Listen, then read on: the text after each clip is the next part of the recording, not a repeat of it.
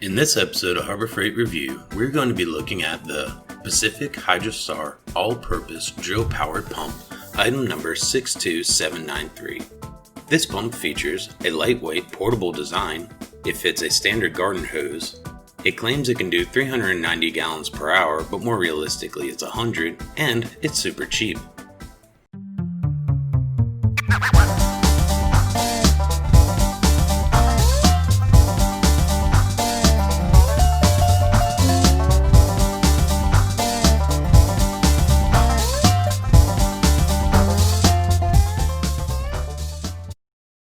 Hey everyone, today we're going to be talking about the drill-powered water pump from Harbor Freight. It's a pretty awesome little thing, but before we do, got some catch-up work we got to do. It's been a hot minute since we recorded a review video, and there's a couple shout-outs that I want to do before we get into our next review. So first and foremost, I want to shout out to the Bear over at the Den of Tools. He picked up one of our buy alert videos for one of his videos, and he has a huge audience, and that drove a lot of people over to our channel. And so to the people from the Den of Tools, welcome, and to the Bear, big thank you for that, and it definitely helped boost our channel, and we appreciate it. And for those of you who are not familiar with the Den of Tools, he has a really awesome channel. He does Harbor Freight stuff as well as other tools as well. He's all-encompassing in tools, and he also runs a pretty cool live stream on Sundays as well. So go check out his channel. It's really worth the watch. And once again, thanks again, Bear. And then also wanted to say thank you to KG Farrow, if I pronounced that correctly. He's been sending us a lot of safety love. He's really worried about us with how we do some of our video demonstrations, that we're never wearing any safety gear, and my chop saw doesn't have the safety guard on it. So just want to say thank you for the safety love, and you should hopefully see us being a little bit more attentive to the safety equipment in upcoming videos. So thanks again for that. Also, Chad Lee messaged us probably about 3 weeks ago now about our zombie apocalypse scoring. And he made some really valid points there. We do 1 to gun, essentially 1 to 10. And he said that a gun is actually not the best thing for a zombie apocalypse. It's loud, which will attract more zombies, and it requires ammo. And so if you run out of ammo, you're kind of screwing yourself there. So he made some pretty valid points to that. He said bow and arrow would definitely be the better of the weapons to have. So we put some thought into it, and we're going to be changing that scale. So instead of 1 to gun, it'll be 1 to bow, with the gun still being pretty high ranking, but bow and arrow definitely being better because it's quiet, you can retrieve your ammo, and yeah. So anyways, updating the zombie apocalypse, which basically means if you're keeping up with it, keeping a spreadsheet or anything like that, you just move everything down 1.5 points, maybe 2 points, and that should be more accurate to our very arbitrary judging of these tools that we do. So thanks, Chad Lee, for the input, and you'll see the updated zombie apocalypse review coming up at the end of this video. And then lastly, I'd like to thank Ira Rathers. He and I had a pretty good conversation about water pumps and what to do in a power outage. Let's say a big hurricane comes through or something like that, and power's out for a week, but you're running a generator, and you have limited jerry cans or gas cans, and you need to get the fuel out of your car. What's the best thing Harbor Freight sells to siphon the fuel out of your car? And that's actually what spawned this video, was his conversation that he was having with me about it, and why we picked up this. And we also are going to be doing the 12-volt pump as well. And we also did the battery-powered liquid transfer pump earlier, and that will be linked in the video description below if you want to watch that one too. So we're going to be comparing all 3 of them and trying to figure out the best way to get fuel out of your vehicle's gas can in a power outage scenario where you need to get the gas for your generator. Alright, so let's get started with the review.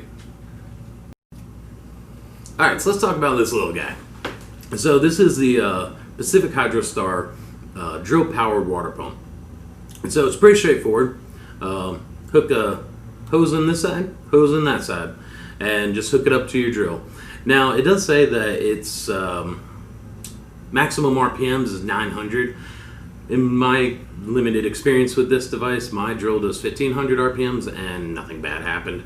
But it does say maximum of 900 RPMs, literally right on the label. So you might want to keep that in mind. But ultimately, this thing's pretty cool, especially for the price. This is a great stocking stuffer. It's a great little thing just to throw in your bag or in your toolbox, or really just anywhere. About like 4 or 5 of them, because they're so cheap, and there's pretty awesome coupon for them every once in a while too. But really, it's that straightforward. You just hook it up to the drill and it goes.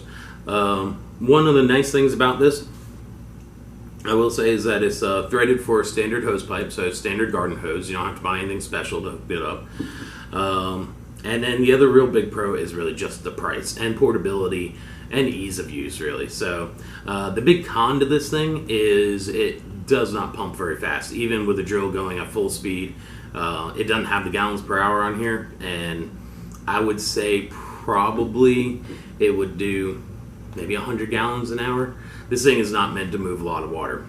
It's meant for being able to move a couple gallons at a time in an emergency situation, or if you really just do not have the need to pump any kind of liquid very often in very much volume. That's why it's such a great little tool to have, because it literally costs less than a combo at a fast food restaurant. So it's definitely an awesome little tool, and we'll show you here in a minute in the demonstration just how it works. Okay, so for the demonstration, you got to keep in mind that we are doing it under the idea that you are pumping fuel out of your personal vehicle. And so what we're doing here is we're stepping it down to a smaller pipe that will be able to fit down the fuel neck of your vehicle. Standard hose generally won't fit down there, so you're going to have to step it down. And let's see how quick this thing pumps.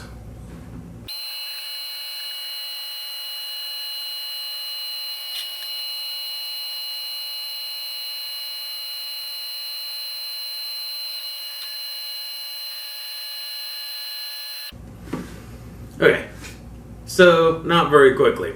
One major reason for that is because we're stepping down here, so it doesn't have the throughput that it could potentially have. But it also wasn't designed for high gallons per hour. But it does work, and pretty efficiently, if you ask me, for what it costs. So there you go. Alright guys, now let's talk about something serious, the zombie apocalypse. How does a drill-powered water pump fare in a zombie apocalypse? So, it absolutely sucks as a weapon. It's small, it's plastic, it's lightweight. You're not going to do any damage with this thing. But it is kind of a cool little utility tool. You think about it, in any kind of power outage situation or apocalypse situation, you might have the need to pump water out of a stream or something like that. Also, to pump fuel out of a vehicle as well. And so this being able to hook up to a battery powered drill, which you could potentially recharge via solar panels, or if you like me, you just have 10 batteries around anyway, so that's probably more than enough to get through most short-term apocalypses. This is actually pretty cool, and for the price, it's lightweight. It's something you can just throw in your backpack. And I definitely recommend this for a zombie apocalypse, just for the utilitarian purposes of it. It's just super useful. Overall, because of the usefulness of the product, but because it doesn't really do any damage to a zombie, I would say that it's definitely 3.5 to a 4, but you should probably have it in your zombie apocalypse bag anyways. So... Hey everyone, just want to let you know I'm not affiliated with Harbor Freight and they're not sponsoring me yet. I'm just doing this because I love Harbor Freight and all their tools. I've had lots of great experiences with them, and they're always helpful. The staff is really knowledgeable, and it's really, for the most part, the best bang for your buck. So just want to make it clear, definitely not sponsored yet, Harbor Freight. Call me. And I hope y'all enjoy the videos.